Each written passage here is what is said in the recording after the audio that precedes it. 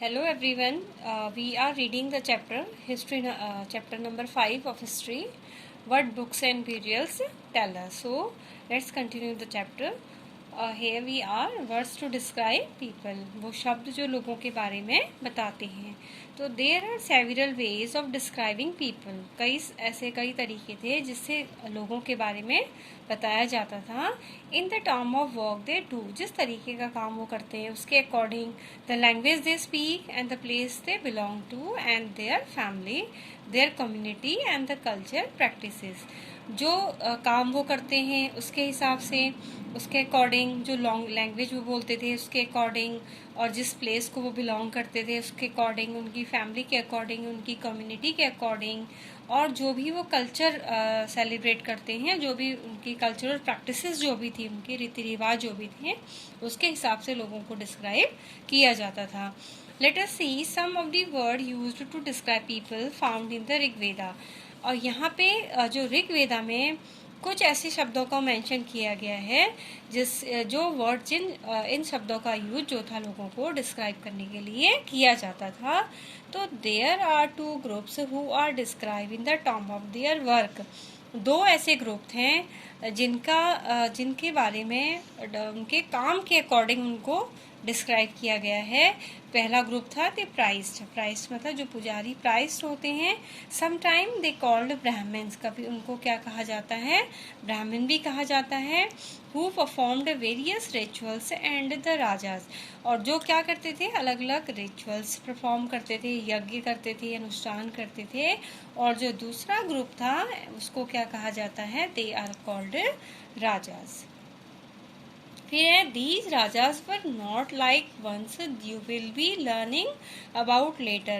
ये राजा जो जिनके बारे में ऋग्वेदा में मेंशन है, ये राजा वो राजा नहीं थे जिनके बारे में हम बाद के पीरियड में पढ़ते हैं. They didn't have the capital cities. इन राजाओं के पास अपनी कोई भी कैपिटल सिटी नहीं थी. पैलेसेस मतलब इनके पास कोई भी महल नहीं थे, न ही कोई किसी भी तरीके की इनके पास आर्मी थी. नॉट दे कलेक्ट टैक्सेस, और ना ही ये टैक्स कलेक्ट करते थे. Generally son did not automatically succeed father as a raja. ना ही जो बेटा था वो फादर के बाद ऑटोमेटिकली राजा बन जाता था. इट मीन्स ये वो राजा नहीं थे जिनके बारे में हम बाद के पीरियड में पढ़ते हैं. इससे आगे को है कि two words were used to describe the people or the community as a whole. दो ऐसे वर्ड हैं जिनका यूज लोगों को या पूरी कम्युनिटी को डिस्क्राइब करने में किया जाता है. वन वॉज द वर्ड जना. एक वर्ड है हमारा जना, which we still use in Hindi, जिसका यूज हम अभी भी हिंदी में करते हैं. एंड द अदर लैंग्वेज, और दूसरी लैंग्वेजेस में करते हैं. जना का मतलब लोग, people. The other was wish, और दूसरा शब्द क्या था, विश. द वर्ड वैश्या कम्स फ्रॉम द विश. जो वर्ड वैश्या वर्ड है हमारा, वो कहाँ से निकल के आया है, विश से निकल करके आए हैं. You will be learn more about this in chapter 6. Several wish और जना आर मेंशन्ड बाय नेम. कुछ जो विश और जना थे उनको उनके नामों के द्वारा मेंशन किया जाता था. So we find therefore to the पुरुजना और विश. तो हमें जैसे ये क्या है, नेम्स हैं which are used to describe the people. जैसे कि लोगों को कहा जाता है कि ये कौन है, पुरुजनाज और विश हैं, या भारत जना और विश हैं, या यदुजना और विश हैं. तो ये वर्ड्स थे जिनका यूज जो था लोगों को डिस्क्राइब करने के लिए किया जाता था. फिर देखिए, sometime the people who composed the hymns describe themselves as Aryas. कभी कभी वो लोग जिन लोगों ने हिम्स को डिस्क्राइब किया था, ऋग्वेदा में मेंशन किया गया है कि हिम्स को जिन लोगों ने डिस्क्राइब किया था तो उनको क्या कहा जाता था, आर्यास कहा जाता था. एंड कॉल्ड देयर अपोनेंट दासा और दस्यु. और जो ये आर्यास थे ये अपने अपोनेंट को दासा और दस्यु कहते थे. अब ये यहाँ पे ये समझना जरूरी है कि ये आर्यास कौन थे. ये आर्यास कौन थे, इसको समझने के लिए ये है कि the people who develop the वैदिक कल्चर वर आर्यंस. उन लोगों ने जिन्होंने वैदिक कल्चर को डेवलप किया था, दे आर कॉल्ड आर्याज, इनको क्या कहा जाता था? आर्याज कहा जाता था। और ये आर्यास जो थे ये तो early Aryans lived in the सप्ता सिंधु रीजन। जो ये अर्ली आर्यंस थे ये आपका सप्ता सिंधु रीजन के आसपास रहते थे। अब ये सप्ता सिंधु रीजन क्या था? ये वो रीजन है हमारा नॉर्दर्न एरिया का, आप कह सकते हैं कि पंजाब और जो हमारा ईस्टर्न पाकिस्तान है उस एरिया का रीजन था, जहाँ पे आपकी 7 जो सैक्रेड रिवर्स हैं, जो 7 पवित्र नदियां हैं वो फ्लो करती हैं। तो वो रीजन आपका था सप्ता सिंधु रीजन था। और ये रिवर्स कौन सी थी? आपकी सरस्वती और जो सिंधु रिवर है हमारी नॉर्थन पार्ट में एरिया में फ्लो करती है, उसके बीच का जो पूरा एरिया था, दिस रीजन इज कॉल्ड सप्ता सिंधु रीजन। और इस रीजन में आर्यंस रहते थे। और लेकिन later the Aryans moved eastward and settle in different part of the country. और धीरे धीरे जो ये आर्यंस थे ये ईस्टवर्ड, यहाँ नॉर्थ से ईस्टवर्ड की ओर को मूव कर गए और हमारी कंट्री के अलग अलग पार्ट में सेटल होकर के रहने लगे। Their settlement extended from Himalayas to the Vindhyas mountain. जो इनका सेटलमेंट था कहाँ से कहाँ तक फैल गया? हिमालयन रीजन से लेकर के विंध्याज माउंटेन तक फैल गया। And they named this region Aryavrata और द लैंड ऑफ आर्यंस। और उन्होंने क्या दिया? इस रीजन को उन्होंने क्या नाम दिया?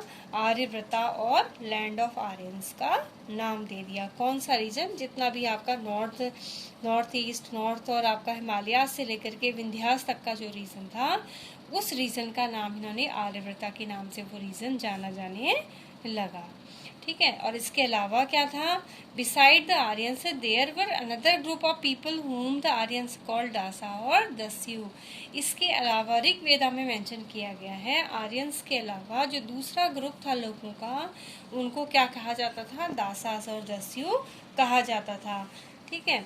ये है देखिए इसमें कि जो Aryans are called the opponent dasa and dasyu. जो आर्यस थे अपने अपोनेंट को दासास और दस्यु कहते थे। तो these were people who did not perform sacrifices. अब ये दासा और दस्यु कौन लोग थे? ये वो लोग थे जो सेक्रीफाइस नहीं करते थे। सेक्रीफाइस मतलब किसी भी बलिदान हो गया, अनुष्ठान वगैरह में पार्टिसिपेट नहीं करते थे। और इनका यहाँ तक भी हम कह सकते हैं कि जो इनका कल्चर था वो बिल्कुल डिफरेंट था आर्यन से, बिल्कुल डिफरेंट था इनका जो कल्चर था। And they probably spoke different language. Probably मतलब शायद, स्पोक बोलना, डिफरेंट मतलब अलग, और शायद जो इनकी लैंग्वेज थी वो भी आर्यन से बिल्कुल डिफरेंट थी। लेटर द टर्म दासा, जो उसका फीमेल वर्जन था दासी, कम टू मीन्स स्लेव्स। बाद में जो दासा था उसका मतलब क्या हो गया? कि उसका मतलब हो गया स्लेव। स्लेव मतलब जो दास होते हैं, नौकर जो होते हैं। Slaves were women and man who were often captured in war. और ये स्लेव कौन थे? दासा और दस्यु कौन थे? ये वो मैन और वुमेन थे जिन लोगों को अक्सर वॉर में कैप्चर कर लिया जाता था, या इट मीन से लड़ाइयाँ होती थी और उसमें इन लोगों को बंदी बना लिया जाता था। They were treated as of the property of their owner. और उनको क्या समझा जाता था? एक जो जिस भी राजा ने, कह सकते हैं, या जिस भी पर्सन ने उनको वॉर में कैप्चर कर लिया है उनकी प्रॉपर्टी समझा जाता था उनको। And who could make them do what ever work they wanted. और वही पर्सन उनसे जो मर्जी, जो चाहे वो काम उनसे करवा सकता था। While the Rigveda was being composed in the northwest of the subcontinent, there were other development elsewhere. वो कहने कि जबकि जो ऋग्वेदा था उसको नॉर्थ वेस्ट, हमारे जो सब कॉन्टिनेंट का नॉर्थ वेस्ट एरिया है उस एरिया में उसको कंपोज किया गया था, लेकिन जो डेवलपमेंट थे वो दूसरी जगह भी हो रहे थे। Now silent sentinels, the story of the megaliths. Silent मतलब जो चुपचाप रहते हैं। सेंटिनल्स का मतलब होता है प्रहरी, जो मतलब पहरा देते हैं, पहरेदार you can say. The story of megaliths. Megaliths क्या थे? स्टोन बाउल्ड, यानी कि बहुत बड़े बड़े पत्थर तो होते थे। They are known as megaliths. तो इसमें क्या है, silent sentinels of the story of megaliths. Look at the illustration on the next page. अभी इसमें दिखा, आपको पिक्चर दिखेगी नेक्स्ट पेज में। तो these stone boulder are known as megaliths. जो ये स्टोन बाउल्डर्स हैं, ये आपको बड़े बड़े से पत्थर दिखाई दे रहे हैं, तो दीज आर कॉल्ड मेगालिथ्स। ये है मेगालिथ्स, लिटरली बिग स्टोन। अगर मेगालिथ्स की हम अगर मीनिंग देखते हैं तो मेगालिथ्स की मीनिंग होती है बहुत बड़े बड़े पत्थर।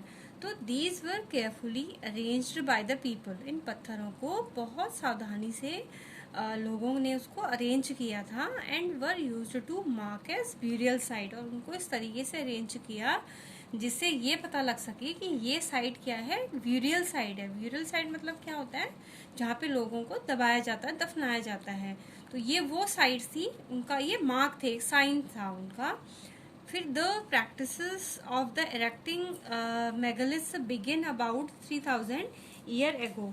जो आपकी मेगालिथ्स को जो प्रैक्टिस थी, मतलब जो रीति तरीका था, आप ये कह सकते हैं कि जो इरेक्टिंग करने का मेगालिथ्स को, इरेक्टिंग का मतलब होता है खड़ा करने का उनको, मेगालिथ्स को, वो लगभग 3000 ईयर एगो स्टार्ट हुआ था।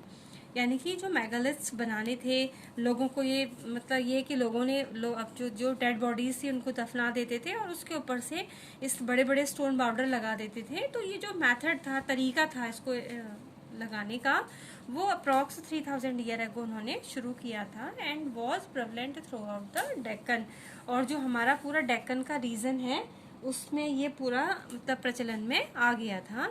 साउथ इंडिया में लोग इसको यूज करने लगे थे, इन द नॉर्थ ईस्ट और जो कश्मीर का हमारा रीजन है, इन सारे रीजन्स में लोग इस तरीके का मेथड यूज करने लगे थे, इस तरीके की प्रैक्टिस जो था वो करने लगे थे।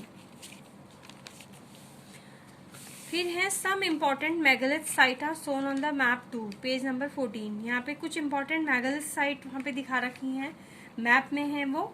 While some megaliths can be seen on the surface. वो कह रहे हैं कि कुछ जो मेगालिथ्स थे वो सरफेस में दिखाई देते थे, यानी कि अर्थ सरफेस में दिखाई देते थे। जैसे ये दिखाई दे रहा है आपको, ये कुछ ऐसे मेगालिथ्स थे जो अर्थ सरफेस में दिखाई देते थे। And other megaliths burial are often underground.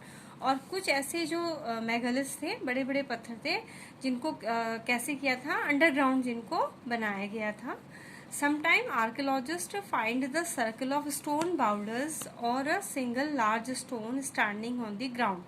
जो आर्कियोलॉजिस्ट हैं उनको क्या मिला है, find a circle of stone boulder, या उनको इस तरीके का बड़े बड़े पत्थरों का एक सर्कल मिला है, मिला आर्कियोलॉजिस्ट को। या उन्हें क्या दिखाई दिया, किसी साइट में एक सिंगल स्टोन दिखाई दिया, एक बहुत बड़ा सा सिंगल स्टोन दिखाई दिया जिसको ग्राउंड के ऊपर खड़ा किया गया था। तो ये क्या थे कि these are the only indication that there are burials beneath.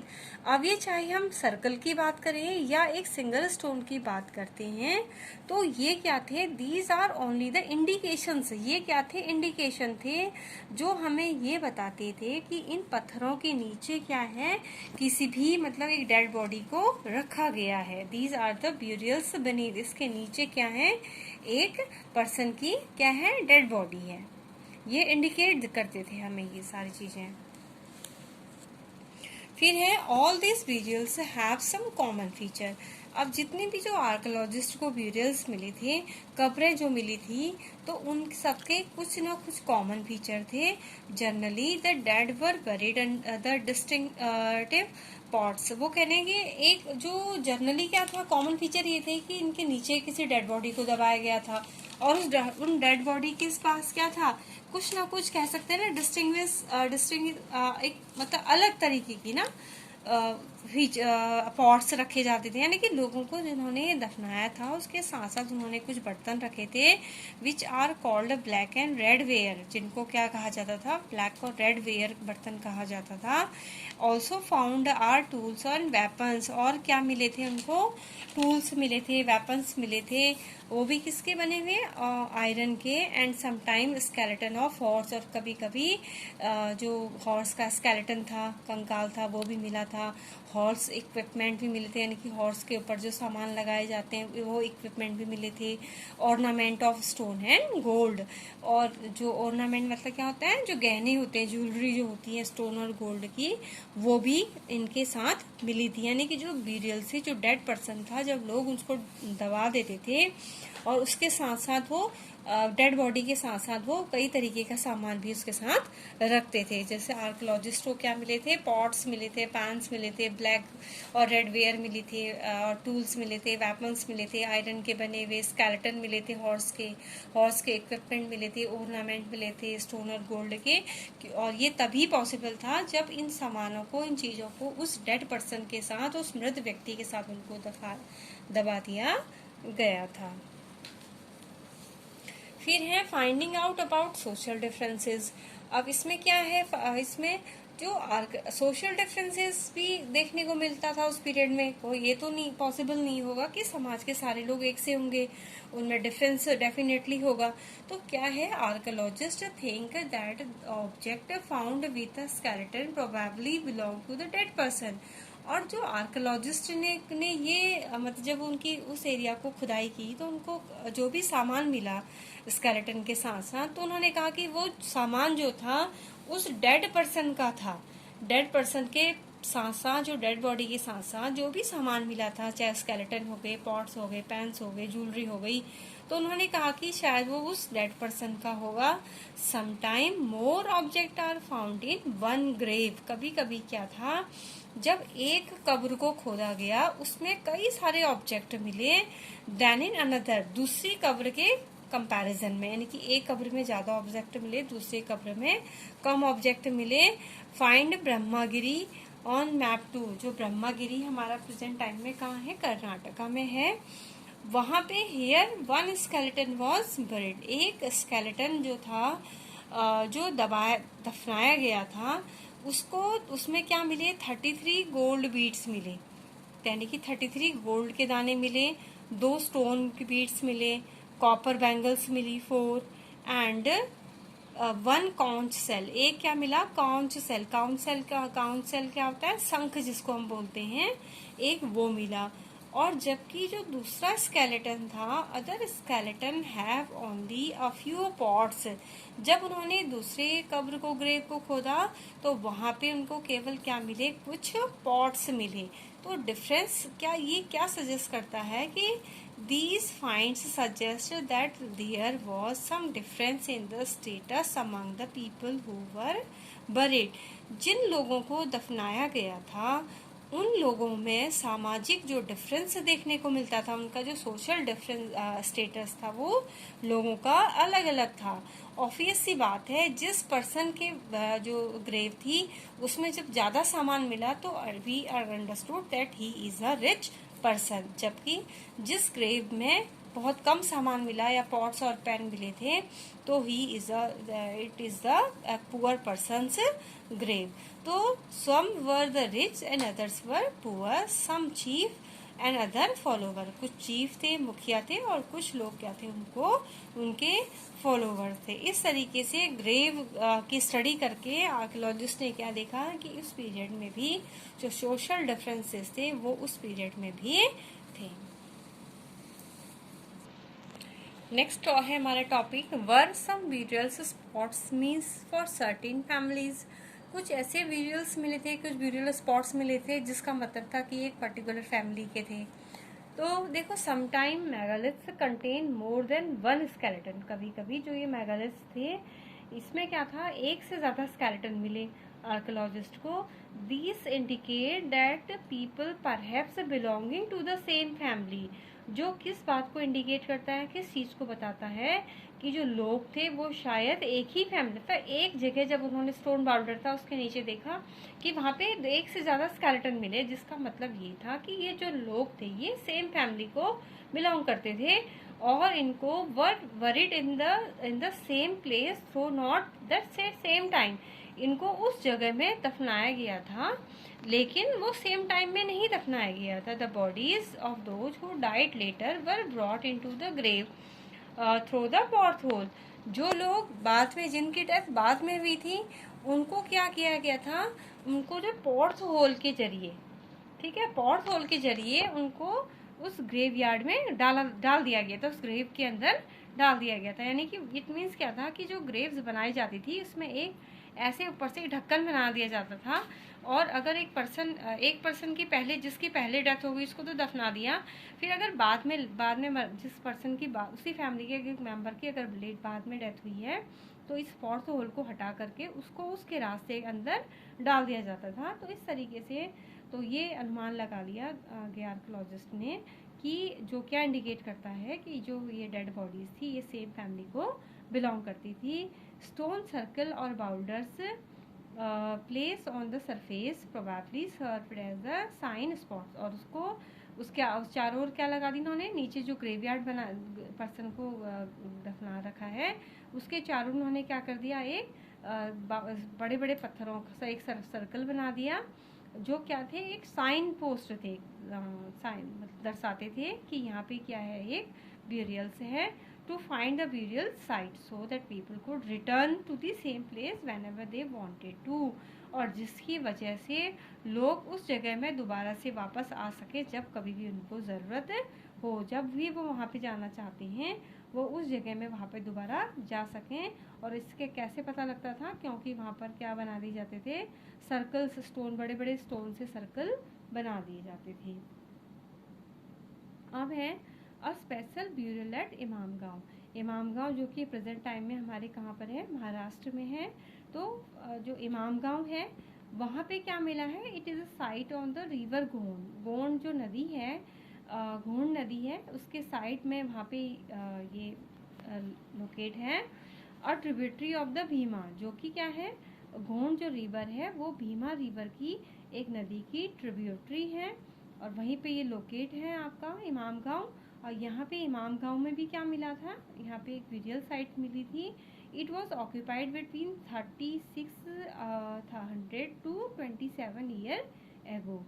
Here adult were generally buried in the ground. यहाँ पे जो एडल्ट थे, युवा लोगों को ग्राउंड के नीचे दबा दिया जाता था, लेड आउट द स्ट्रेट, और सीधे उनको लिटाया जाता था, with the head towards the north, और उनका सर किस साइड रखा जाता था, नॉर्थ की तरफ रखा जाता था।